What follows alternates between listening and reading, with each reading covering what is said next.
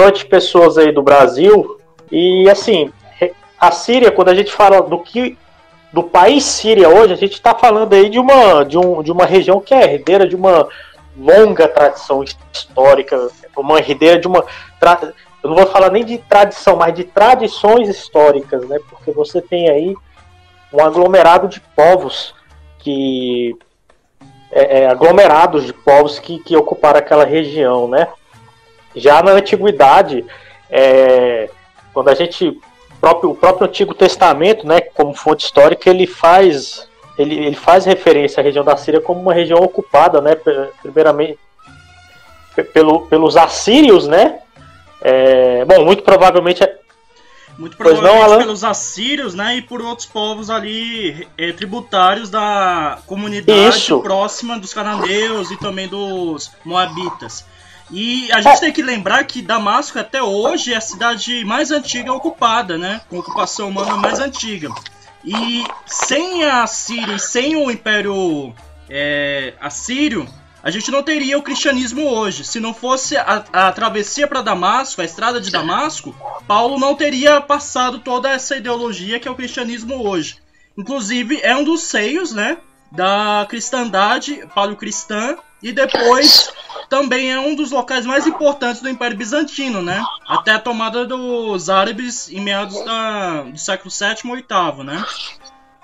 Perfeita colocação, Alan, perfeito. Você, inclusive, foi bom você colocar isso aí, porque você adiantou o que eu ia falar logo em seguida sobre o papel que aquela região teve para o cristianismo, especificamente para o cristianismo oriental. Você falou dos assírios, né? Muito provavelmente esse nome serviu de empréstimo para o país ser batizado de Síria, né? E é engraçado, porque, se não me engano, acho que até mesmo os babilônios também tiveram uma presença lá na região, né? As pessoas acabaram, né? Os egípcios até também. Os egípcios. Sim. Eu acho que os Ixos também, que participaram, tiveram um papel ativo naquela região, né? Os Ixos que foram povos que foram muito importantes para o desenvolvimento do Antigo Egito. Pois bem, só uma questão pontual. Você acredita que, para a comunidade árabe, a Síria representa um dos berços da civilização como ethos cultural e também como ethos religioso, além da Arábia Saudita? Com certeza, e eu te falo mais ainda. Na verdade, depois que o Islã sai da Arábia, depois que Maomé morre e o califado ele cresce, praticamente a Síria ofusca o papel da Arábia na propagação do Islã. Ou seja, durante a vida de Maomé, você tem lá aquele Islã na Arábia, né, aquela coisa condensada lá na Península Arábica, isolada dos bizantinos e dos persas. Quando o Islã sai, expande, conquista e anexa aquelas regiões, a Arábia praticamente ela é ofuscada. Por quê? Porque quando os árabes eles invadem aquela região, quando eles conquistam a Síria, a Arábia, que era uma região inóspita, um deserto, escassamente habitados por cristãos e judeus, que depois da morte de Maomé praticamente já não tinha mais nenhum cristão e judeu lá. Então, a partir do momento que os árabes entram naquela região, eles se deparam com uma região extremamente cosmopolita, onde há judeus, cristãos. No caso, quando eu falo cristãos, não estou falando somente do cristianismo romano, muito pelo contrário, eu estou falando das tradições orientais do cristianismo, muito interessante. Nestorianos, tem os nestorianos, tem os melquitas, você tem os jacobitas, e o curioso é que essa tradição oriental na Síria, até o século VII, o cristianismo era muito mais forte na Síria do que lá na Europa. Inclusive tinha debates, né, teológicos dentro da Síria que eram muito mais condensados, muito mais intensos do que os debates que existiam em Roma e também na Europa como um todo, né? Tanto que tinha esses debates dentro do Império Bizantino e o seio disso era a Síria, né? A Síria, se não me engano, teve aquele cristão, eu não sei exatamente de qual século, Tiziano, ou Tatiano, Tiziano Tassiano, que ele escreveu de Ateceron, né, ele escreveu em siríaco, que foi praticamente uma exegese dos quatro evangelhos, né, foi na Síria. Cara, a Síria chegou a dar um imperador para Roma, Filipe o Árabe, né, bom, E o curioso, o mais curioso é que dizem que quem na verdade, que o primeiro imperador romano a se converter foi o Filipe. Há fontes que dizem que foi o Filipe por causa da esposa dele, que, enfim, tem uma história lá. O primeiro a se converter ao cristianismo? Antes do Constantino? Sim. Há uma pequena vertente que diz que, na verdade, antes do... Se não me engano, o Filipe, acho que ele reinou antes do Constantino, eu acho. Porque eu acho que o Constantino não é porque ele se converteu ao cristianismo. Acho que o Constantino assumiu o poder em Roma, talvez o cristianismo já estivesse espalhado, já estivesse se consolidando ali na região da Península Itálica. Aí o Constantino, acho que até por questões de governabilidade, né? Resolveu reconhecer, tornar oficial o cristianismo com a religião do Império Romano. Então, talvez por indícios, né? Justamente, que nem esse caso do Felipe aí, que eu não conhecia, realmente interessante. Mas eu acho que assim, tá tudo. Essa questão do cristianismo então não veio assim do nada, né? Então Exatamente. Porque o Filipe, o árabe, ele governou Roma entre 244 e 259, né? Se não me engano, acho que ele foi morto, né? Para variar, né? Quando que ele governou? Me desculpe. Entre 244 e 249. Constantino é 30 anos depois. Constantino aparece. Constantino já já começo dos. Constantino isso. Acho que já vai ano 300, alguma coisa, já bem depois. Isso. Então, assim. Se é verdade ou não que ele tenha sido o primeiro imperador cristão de Roma, bom, a gente não vai saber, mas a questão é a seguinte: só o fato de ter essa hipótese já prova o peso que o cristianismo tinha naquela região. Inclusive, muitos cristãos usavam a Síria, principalmente a região do deserto da Síria, para quê? Bom, como o cristianismo tinha um apego muito grande à questão do ascetismo, de você ir ao deserto para você abandonar as paixões do mundo, eles iam para as tribos árabes da Síria, da Jordânia, que eram aquelas tribos árabes que viviam lá. E assim, e dentro dos cristãos, né? Final das exatamente. E como a tradição árabe beduína é uma tradição que preza muito pela hospitalidade do estrangeiro, eles eram muito bem recebidos. E como eles não tinham uma identidade religiosa muito forte, o cristão que chegava lá e falava de Jesus, eles não, beleza, a gente acredita nisso aí, acredita. Então, assim, o cristianismo teve um papel muito forte na Síria, né? Só que isso começa a decair a partir do século VII, quando os muçulmanos eles saem da Arábia e conquistam aquela região. O curioso é que muita gente acha que depois que os muçulmanos entram naquela região, automaticamente a religião vira islâmica. Não, a religião só vai virar maioria islâmica pelo menos 2 a 3 séculos depois. Por quê? Isso provavelmente só no século X ou século XI que aquela região vira maioria muçulmana, mas os cristãos eles tinham um papel muito forte, porque os muçulmanos, quando dominaram aquela região no século VII, né, eu vou botar aí a data de mais ou menos 640 em diante, 640 depois de Cristo, obviamente,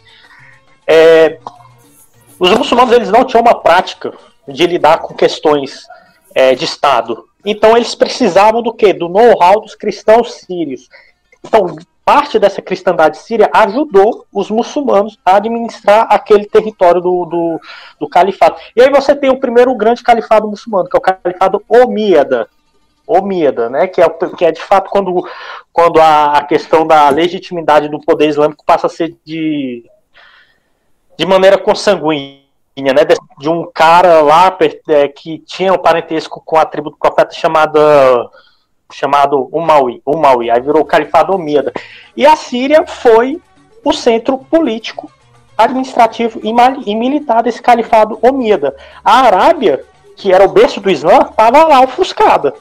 Mas a Síria, você tem aí a contraposição de duas forças. Você tem aquela região inóspita da Arábia, que só tem praticamente muçulmano, e você tem a Síria, que você tem muçulmanos, cristãos e judeus. Isso na Idade Média.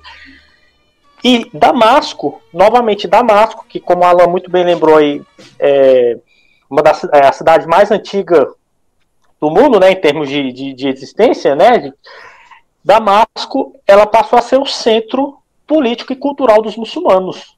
E o curioso é que, mesmo com a presença islâmica, a atividade cristã continuava muito forte.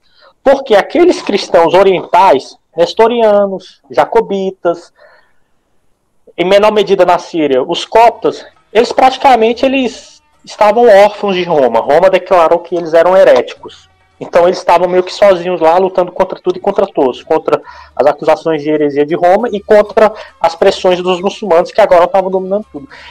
E eles sempre se mantiveram muito forte nisso, né?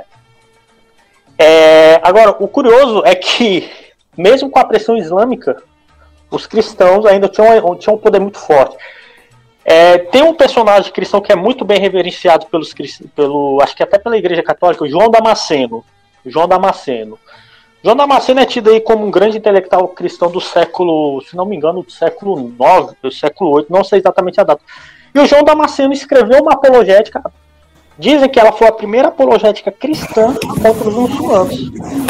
E o curioso é que João Damasceno era uma pessoa muito importante dentro desse califado islâmico, só que ele escreveu uma apologética contra os muçulmanos. Ele falava, cara, os muçulmanos dizem que é revelação, mas não tem nada de revelação, Maomé não é nenhum profeta. Enfim, ele começa a criticar o Islã. Então você percebe o grau de o quão cosmopolita era a Síria. Mesmo com uma força forte que acabava de chegar, que eram os muçulmanos, mas você ainda tinha uma presença cristã muito forte. Né? E tinha uma presença judaica muito forte também, né? Que é um dos 3 polos. Sim. Que é Alexandria, Tessalônica e também a Síria. São os 3 polos do Mediterrâneo Oriental que tem uma presença judaica, né? E uma comunidade forte judaica num contexto geral, participando inclusive da vida social, né? Participando da administração muçulmana e também participando do ethos da sociedade, da classe média, que a gente pode falar. Até porque, se você pega a Idade Média, se você pega o polo lá, se você pega a região da Síria, a região do Iraque, é uma região que, apesar dela ter se tornado de maioria muçulmana, vocês ainda tinham uma grande presença de cristãos e judeus lá. Né? Porque, por uma questão de conveniência e uma questão pragmática. Os muçulmanos não podiam chegar lá e expulsar todo mundo porque eles sairiam no prejuízo. Porque, vamos lá, os cristãos eram os mais letrados, eram os que ajudavam os muçulmanos a administrar. Os judeus também tinham um grau de erudição muito alto. E outra coisa, sabiam fazer negócio. Então, no final das contas, os muçulmanos fizeram uso do serviço deles. Essa questão de que os muçulmanos só foram se tornar maioria e a questão de... Isso só foi séculos depois. O que a gente tem no início é o seguinte, que quando os árabes chegam na Síria, você tem a formação de uma elite militar, uma elite política e uma gradativa elite comercial, né, que aos poucos vai tomando lugar daquela antiga comercial lá dos judeus e dos cristãos. Mas os árabes, eles eram minoria, só que era uma minoria que dominava. Obviamente, você está falando de uma região que era majoritariamente cristã e judia. Como é que os árabes chegam no século VII e em alguns anos eles vão ficar maioria? Tipo, por mais que pensando numa situação absurda, por mais que não houvesse mais cristão, que os cristãos não tivessem mais filhos e os judeus não, os árabes, para poder superar a população cristã, levaria gerações. Né? Então, assim, porque estudo de demografia naquela região, na Idade Média, é um negócio muito complicado. Mas, assim, o fato é que você tinha, até hoje, você tem uma grande presença cristã. A presença judaica, que era muito forte, ela gradativamente foi ficando muito mais fraca do que a cristã. Né? Porque, enfim, principalmente depois com a formação do Estado de Israel, né?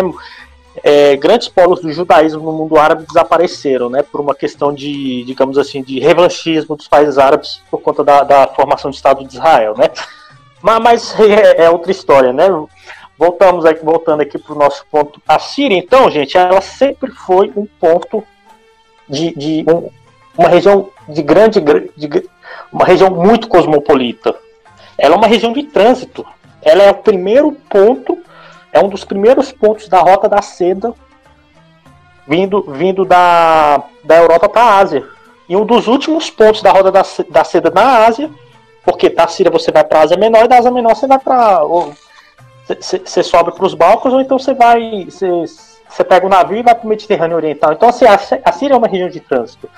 Né? A Síria ela era uma região extremamente importante por conta da Rota da Seda e porque ela era um dos últimos pontos da Rota do Incenso, que era aquela rota. A Rota da Seda vinha da China, a Rota do Incenso vinha do Iêmen, né, do sul da Arábia, né, que os árabes vendiam perfumes e incensos lá para os bizantinos, né, porque o uso de incensos e perfumes era algo assim, muito importante, assim, principalmente por questões litúrgicas, né. Mas enfim, o fato é o seguinte, a gente tem que entender que a Síria não é e nunca foi uma região, não tem como a gente tratar a Síria de uma maneira homogênea. Vamos lá, a Síria hoje é um país de maioria árabe, com uma grande população. A Síria eles se consideram assírios, ou seja, aqueles árabes que não foram islamizados, né? Você tem aí uma população cristã que sobreviveu às várias tentativas islâmicas de conversão, né? E você tem também uma outra facção islâmica extremamente, que ela quase não se fala nela, mas que ela é muito forte na Síria, que são os alauítas, né? Bem, os alauítas... Viu, só posso interferir um pouquinho? Não, esses que se consideram mesopotâmicos seriam os curdos? Se consideram assírios? Você falou de outro grupo, os curdos. Não. Por quê, né? Porque assim, e inclusive os alauítas é a dinastia do Assad, né? Exatamente. É o ramo do Islã. Qual é a diferença da alauíta? Uma questão de família, que nem na Arábia Saudita?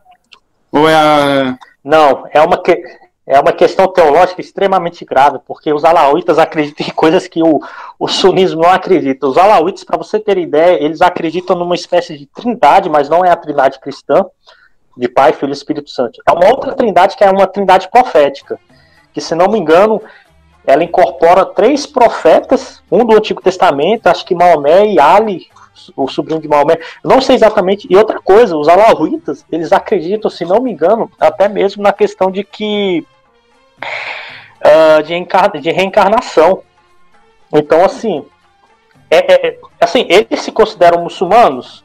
Sim, mas assim, eles têm uma identidade totalmente separada dos sunitas, sabe? Só que perdão, eles na verdade acreditam que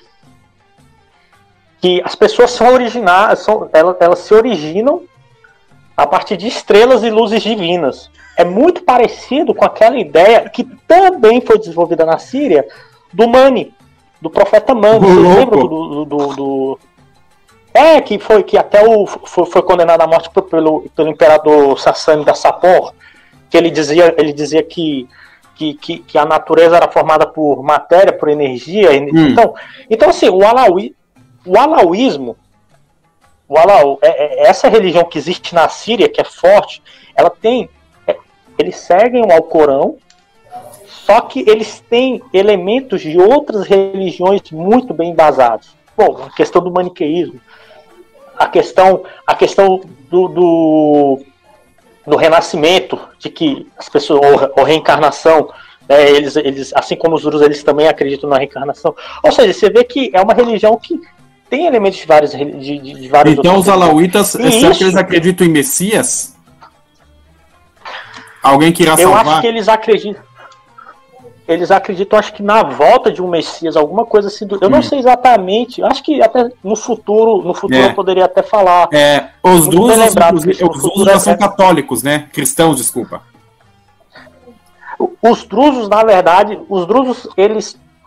Aí que tá, os drusos é difícil a gente definir, porque muitos drusos se veem como muçulmanos, só que muitos drusos não se veem como muçulmanos. Muito pelo contrário. Tem drusos que têm ressentimento contra muçulmanos. Por quê? Porque ao longo da história da religião drusa, algumas autoridades islâmicas perseguiram os drusos. Como, por exemplo, os otomanos, que eram sunitas, e não aceitavam aquilo. Ora, os drusos, eles viviam isolados em regiões muito isoladas, principalmente no Líbano e na Síria. Se diziam muçulmanos, mas eles não tinha certas práticas que eles faziam que eram contra o Islã, por exemplo, acreditar na reencarnação.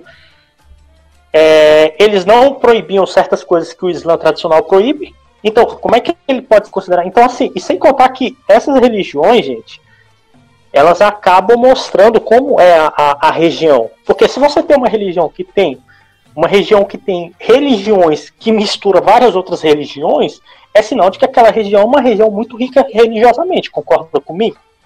Uhum. Você pega, por exemplo, a Arábia Saudita, que 99% da população é muçulmana, você não vai ter tanta diferença de doutrina. Porque a maioria segue. Agora, você vê a Síria, que você tem sunita, você tem xiita, você tem alauíta, você tem druso. Isso eu estou falando daqueles que descendem do ramo islâmico. E se você pega o outro, que aí você vai ter cristãos assírios, você vai ter os curdos, que são, no caso, os curdos mais etnicamente, não é uma divisão religiosa, mas os curdos são muçulmanos sunistas. Mas aí você tem os cristãos nestorianos, os ortodoxos, os romanos, tudo isso na Síria. Não é à toa que a gente está falando de um país aí que tem ocupado um lugar de destaque na mídia, que pelo menos ocupou nos últimos anos, né? E aí, no caso, voltando à questão da Síria, para a gente já chegar no século XX, depois que a Síria ela se torna praticamente esse maior reduto do Islã, tempo depois nasce uma cidade perto da Síria, mas que agora estava no Iraque, que era no Iraque, Bagdá. Quando Bagdá surge, quando Bagdá e Cairo no Egito surge, você tem os três grandes polos intelectuais do cristianismo oriental, do Islã e do judaísmo. Essas três grandes cidades do Oriente Médio, e no caso do Norte da África, no caso do Cairo, são as três grandes cidades que fazem parte da tríade das cidades com o maior polo de desenvolvimento intelectual daquela região na Idade Média. Bagdá nasce, o Cairo nasce.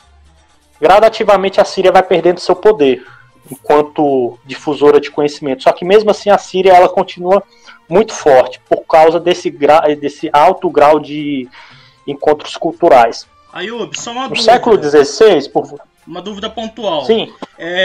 Bagdá foi destruída pelos mongóis no século XIII, salvo engano. Foi.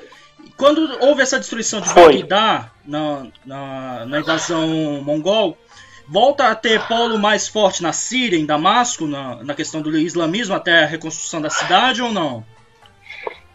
Você pode repetir porque o áudio cortou. Certo. Teve a destruição de Bagdá, correto? Quando houve essa destruição de Bagdá, esse polo de importância volta para Damasco até a reconstrução da cidade ou não? Então, na verdade, depois que Bagdá é destruída, ela nunca mais volta a ter o brilho que ela tinha, né? Damasco também já estava...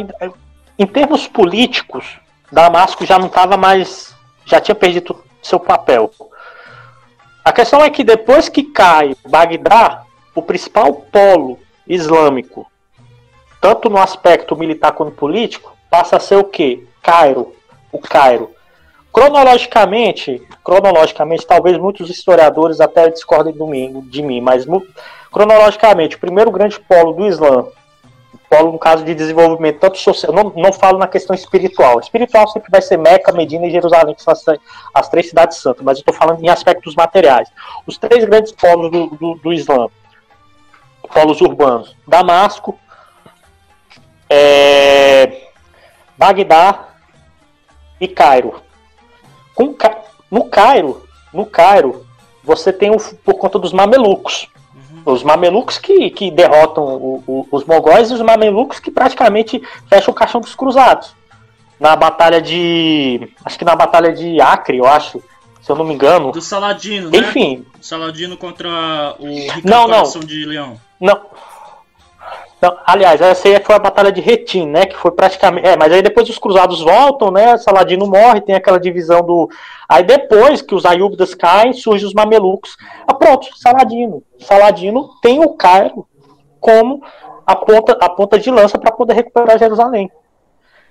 Bagdá, na época de Saladino, já não estava tão forte. Chegou os mongóis praticamente fecharam o caixão de Bagdá. Quando Bagdá ressurge, ela já não tem mais aquele grau aquele brilho que ela tinha, né? Damasco sempre foi um polo de saber entre os muçulmanos e entre os cristãos árabes, né? Então, assim, Damasco pode até ter perdido o seu prestígio político, mas permanecendo ao prestígio intelectual, porque Damasco ainda era uma grande fomentadora do conhecimento, né? tanto da produção intelectual cristã em língua árabe, como da produção islâmica, né? Só que no século XVI uma outra força aparece, os turcos, os otomanos. Ou seja, por volta de 1500 a Síria cai, 1515, se não me engano, a Síria cai e é dominada pelos turcos, que são muçulmanos. Nesse momento a Síria já é majoritariamente muçulmana, né, do século VI, ou seja, por volta do ano de 700 até o ano de 600, praticamente a região já é de maioria muçulmana, mas você tem uma grande presença cristã ainda lá. E ao longo dos próximos 400 anos, a Síria ela se torna uma das principais províncias otomanas, e é uma das últimas províncias otomanas a cair. Se não me engano, as províncias otomanas que começaram a ser derrotadas e se tornarem independentes foram as províncias na Europa, no sul da Europa, dos Balcãs. O coração do Império Otomano, né, no final das contas, é a Síria. Se a gente vê um mapa geográfico, a Síria está no meio, né, junto com o Líbano e junto também com o Iraque, né, que é aquela porção do Levante. O Levante é o centro, porque tem as possessões do norte da África que se separam, né, que é a questão, por exemplo, do Egito. Tem as guerras civis entre os mamelucos e os turco-otomanos. E tem a questão dos Balcãs, que aí tem a libertação, primeiro, salvo engano, é da Grécia, com apoio inglês, né, dos mercenários ingleses. Depois tem a Sérvia, e daí em diante os russos fazem guerras esporádicas de 10 a 10 anos, né? Tipo, é o passatempo dos russos entrar em guerra com os otomanos, né? Que aí vai criando os romenos, vai criando os búlgaros, vai criando todo aquele caldeirão cultural que não é os Balcãs. E depois a gente tem a Primeira Guerra Mundial. A Primeira Guerra Mundial é aquela divisão que a gente vê no Tratado de Sèvres, que é, no final das contas, a Síria não é conquistada militarmente, ela é conquistada de forma diplomática, na divisão de Sèvres. Quem faz a divisão do Império Árabe, quer dizer, do Império Otomano, no final são os árabes, né? Que aí é o Lawrence da Arábia que interfere em tudo, né? O curioso é porque eu tô lendo aquele livro do Lawrence da Arábia, Os 7 Pilares da Sabedoria. Aquele livro eu comecei a ler em 2010. Até hoje eu tô lendo ele porque o livro é tão bom que eu não quero terminar ele tão cedo. É um livro muito gostoso de se ler porque ele faz uma descrição. Cara, e a tradução do português daquele livro tá sensacional. É uma das melhores traduções que eu já vi. Inclusive o prefácio, a pessoa que faz o prefácio, não sei quem foi que fez, fala que realmente a tradução daquele livro, daquele inglês lá do final do século XIX, início do século XX, pro português, o cara que fez a tradução tá sensacional. E o prefácio fala que essa tradução tá muito... Enfim, e no livro ele faz um relato, tipo, parece que é de minuto em minuto, da queda do Império Otomano e principalmente da Síria. Ele fala muito mais da Arábia, né? Mais a vivência dele com as tribos árabes, mas eventualmente ele fala também de que a Síria ela cai, e quando a Síria cai, praticamente os otomanos já estavam sepultados. Porque a Síria, cara, você usou a expressão correta, era o coração do Império Otomano. Você tem a Turquia, a região de Istambul, que era o centro administrativo da Grande Porta, né? A Porta Sublime, né? Que era assim que eles chamavam o sultão, né, otomano, e você tem a Síria. Porque a Síria era a região que dava pessoal para os otomanos, ou seja, pessoal que eu falo, árabes, para servir de soldados. É uma região que alimentava o Império Otomano, porque era uma região que, basicamente, ela fica no crescente fértil, né, uma região que, apesar de ter deserto, mas é uma região que você tem lá os dois grandes rios da região, que é o Nilo e o Eufrates. Por que Nilo e Eufrates? O Tigre e Eufrates, perdão, gente, o Nilo tá do outro lado. Mas o Nilo também fez parte do Império Otomano, então a região, o berço da civilização, os turcos tomaram tudo, então não tem, assim... Exatamente. Só que o interessante, Christian, é porque a Síria, mesmo sendo uma das principais províncias otomanas, a região de Jerusalém, ela não era considerada região da Palestina, ela era considerada região do califado de Damasco? Da Síria. Ou seja, não. Era a região de Jerusalém que pertencia... Porque assim, você tinha o Império Otomano com várias províncias, né? Uma das províncias era a Síria. E a província da Síria, ela não era somente a Síria de hoje. A província da Síria incorporava o que é a Jordânia, a Palestina, o Líbano e Israel. Todos esses países hoje, ou seja, esses 4 que eu falei, Palestina, Israel, Jordânia, Líbano e a Síria, eles faziam parte da província da Síria. Entendi. Então Jerusalém era parte da província síria no Império Otomano. Agora tá... Exatamente. Só que o engraçado é que no século XIX, que teve aquele boom do nacionalismo, que todo mundo queria ser nacionalista, todo mundo que falava a mesma língua, eu falo a mesma língua que você, a gente tem os mesmos, beleza, vamos fazer um país aqui, ponto final, né? E aí isso chega no mundo árabe.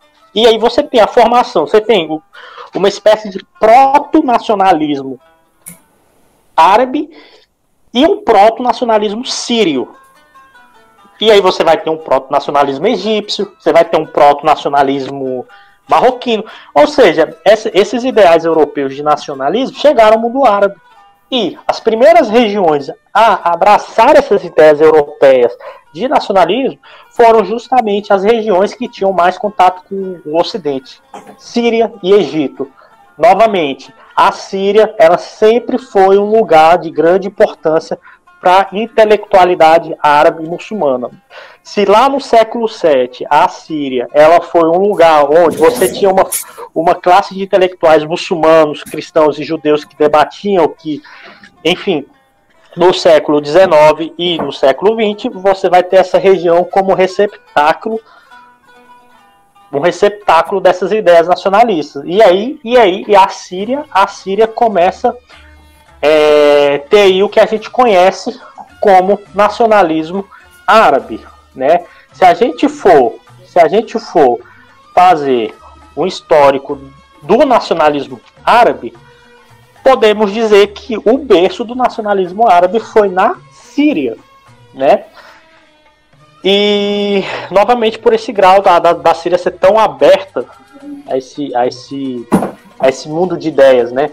Inclusive, uma das figuras mais importantes do nacionalismo árabe é um cara chamado Michel Aflaq. Vocês conseguiram reparar alguma coisa de diferente no nome dele? Michel Aflaq? Repararam que o nome dele, desse sírio, não é Mohammed, não é Ahmed, não é nem o nome árabe, é um nome bem usado pelos ocidentais, Michel. Por que isso? Porque ele era cristão. Ou seja, novamente a gente vê.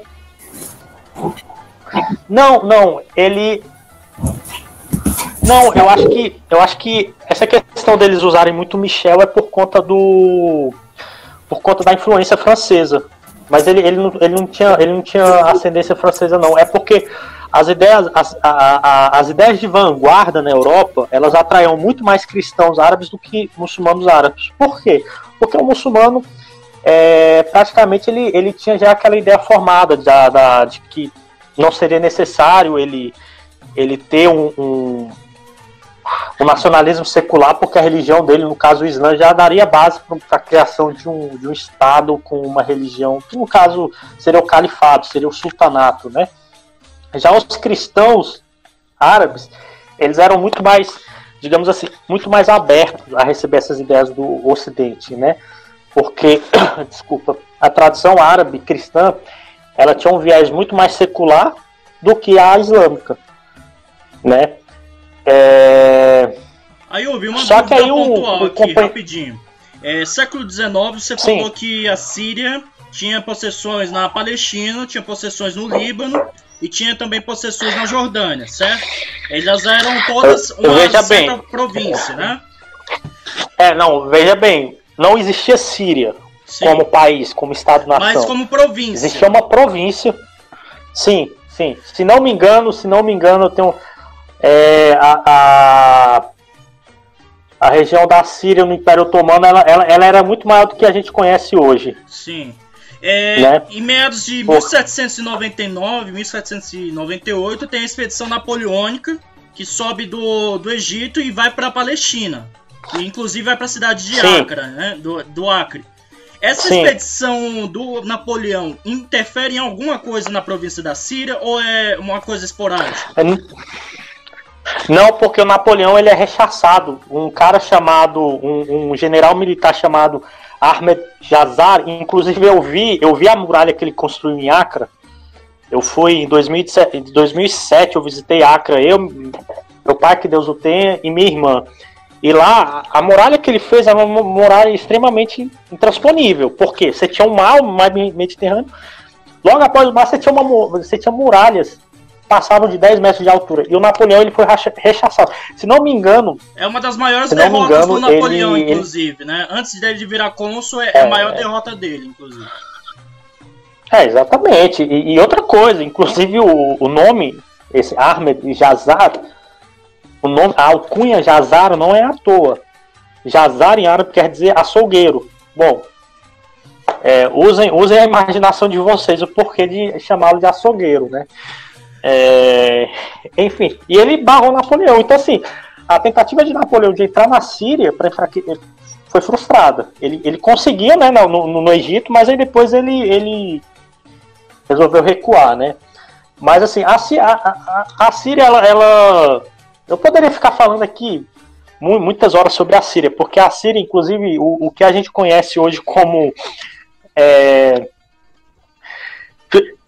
digamos, essas questões, debates teológicos entre muçulmanos, a Síria teve um papel muito importante, entre os cristãos também, ela teve um papel muito importante.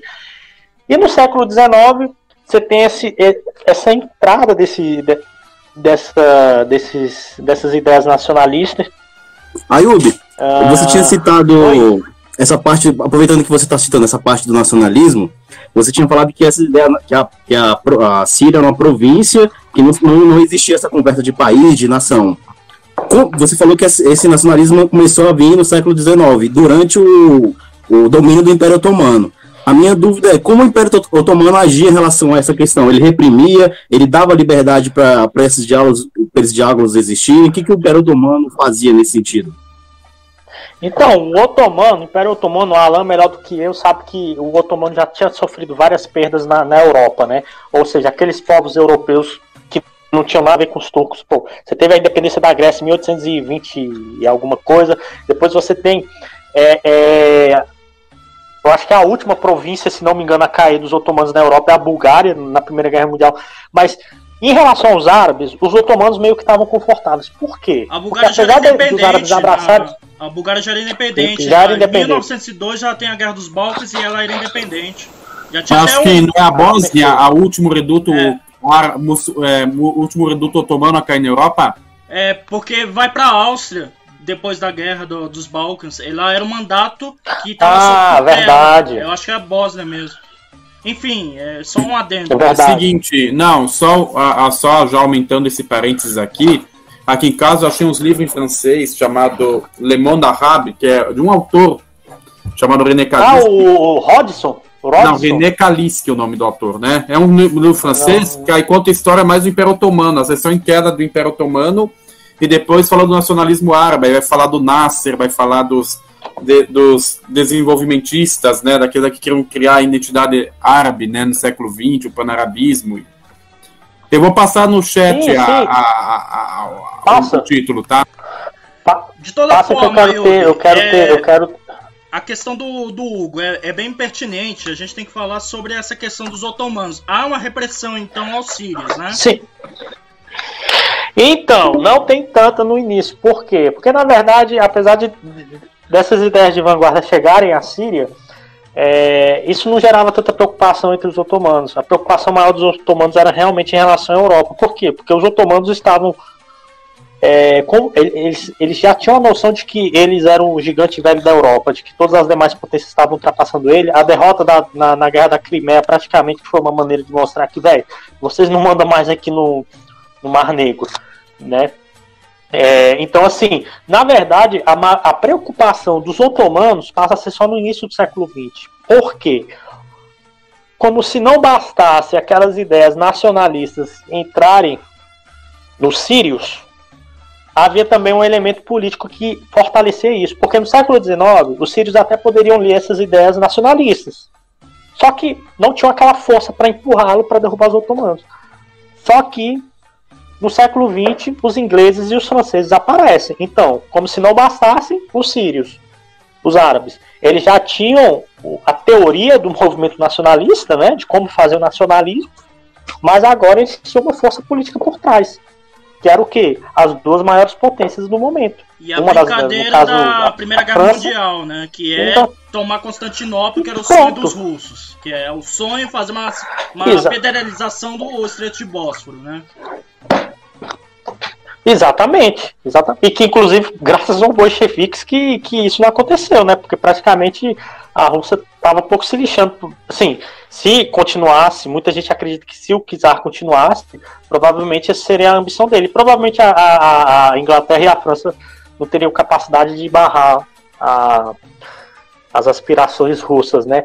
Mas então no século XX, Hugo, que realmente passa a ser mais preocupante, sabe? Porque no século XIX, você tinha aquelas leituras de nacionalismo, só que os turcos, no século XIX, eles começaram a fazer muita abertura, porque eles viram que não dava para parar no tempo. Então eles começaram a dar muitas benesses entre essas populações e suas províncias dominadas, né, para meio que apaziguar esse problema. Só que no século XX, aí você tem o quê? Um patrocínio dos europeus, das duas grandes potências europeias, para que os sírios, os árabes de maneira geral, né, mas a gente está falando aqui da Síria, derrubassem os otomanos. Ou seja, você tem um patrocínio contra os otomanos. Aí que entra a interferência da Inglaterra e da França no mundo árabe. Para quê? Para fomentá-los a derrubar os turcos, a sair do Império Turco Otomano. Dá certo? Cara, deu muito certo. Eu acho que as pessoas que estiveram envolvidas nessa questão de fomentar o nacionalismo árabe contra os turcos, eu acho que acho que na cabeça delas, cara, foi melhor do que a gente pensava, porque realmente deu certo, né? Só que isso, como o Alan muito bem lembrou, com a Primeira Guerra Mundial, a Turquia entra, e ela entra o quê? Do lado da Alemanha e dos Habsburgos, né? Ou seja, e os aliados são derrotados, né, na Primeira Guerra, e a Turquia, consequentemente, é derrotada também, né? E aí tem aquela divisão da Turquia, mas enfim. O fato é o seguinte: à medida que se desenrola a Primeira Guerra Mundial contra a Turquia, não só contra a Turquia, mas a intente contra os aliados, dentre eles a Turquia, que era um aliado menor, Londres e Paris já estavam forjando um plano. Para quê? Porque eles já sabiam o seguinte, velho, os turcos vão ser derrotados, os turcos não têm capacidade militar para nos vencer, os turcos não têm capacidade técnica. O exército que os turcos usam, é um exército constituído por árabes desnutridos, que estavam já de saco cheio do domínio turco, que não aguentavam ver mais a cara de turco. Por quê? Porque os turcos simplesmente matavam os árabes de fome. Não que eles queriam causar isso, mas é porque a Turquia já estava pobre. Cara, o meu pai me contava de que os turcos iam assim, meu pai não era tão velho, mas o pai do meu pai, o pai do meu pai, enfim, alguém da nossa família contava que os turcos iam na cidade do meu pai mendigar soldados turcos, soldados árabes. Por quê? Porque a Turquia não dava conta de alimentá-los. Aí eu pergunto pra você, aí você vê a Inglaterra e a França naquele momento que teve um boom econômico exponencial. Todo mundo sabia que a Turquia não ia dar conta. Teve aquela batalha lá de Galípoli, né, que os turcos deram trabalho e tal, mas de maneira geral, a tomada da Palestina e da Síria, ela não foi tão, assim, os turcos não conseguiram resistir muito, entendeu? Então, assim, o que a gente tem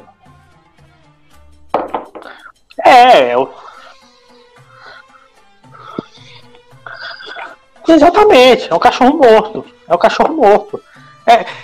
Aí você vê que as duas maiores potências praticamente Tem um livro que eu tava lendo, cara, é um livro sensacional, cara. O nome do livro é Guerra e Paz no Oriente Médio, do David Franklin, que é um especialista em história militar, se não me engano.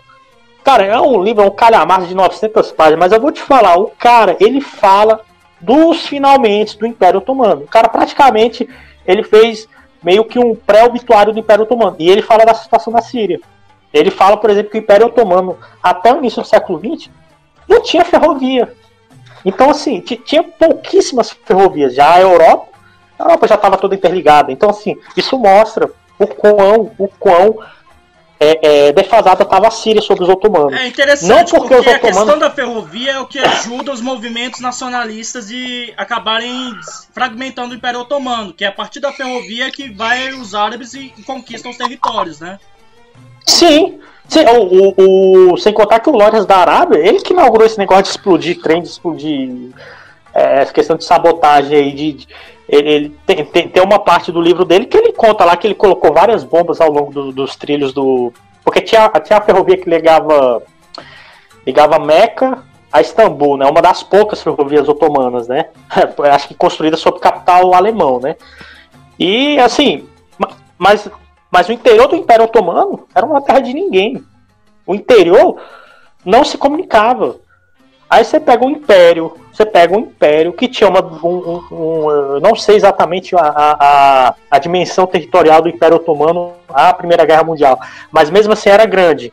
Você pega um império que não tem onde as províncias não são conectadas, obviamente elas vão cada vez mais se isolar. E outra coisa, e fica fácil para invadir, né? Porque não é que os turcos queriam fazer mal aos árabes, não, vamos lascar, não.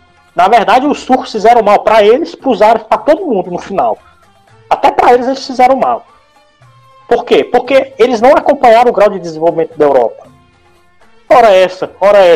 O Lawrence da Arábia, quando ele conta lá a ofensiva lá dos beduínos contra os turcos, cara, os beduínos, um bando de analfabetos, cameleiros, conseguiam dar conta de soldados otomanos, gente. Então isso prova de que realmente os otomanos não tinham mais a capacidade técnica. Eles, como o Alan falou, eram um gigante velho. Eles continuavam grande, mas velho. Desculpa.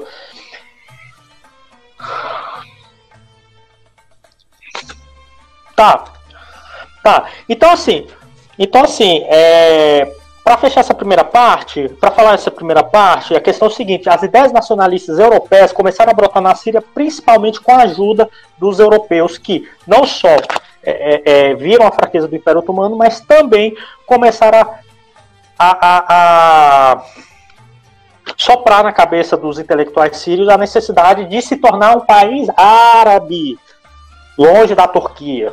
Ou seja, eles são turcos. E vocês são árabes. Vamos fazer com que vocês se tornem um país árabe longe dos turcos. Turco é turco, árabe é árabe. Aquela ideia clássica do nacionalismo europeu do século XIX. Né? Isso em 1916. Podemos encerrar agora e aí a gente já entra para o segundo bloco, que vai ser somente o século XX.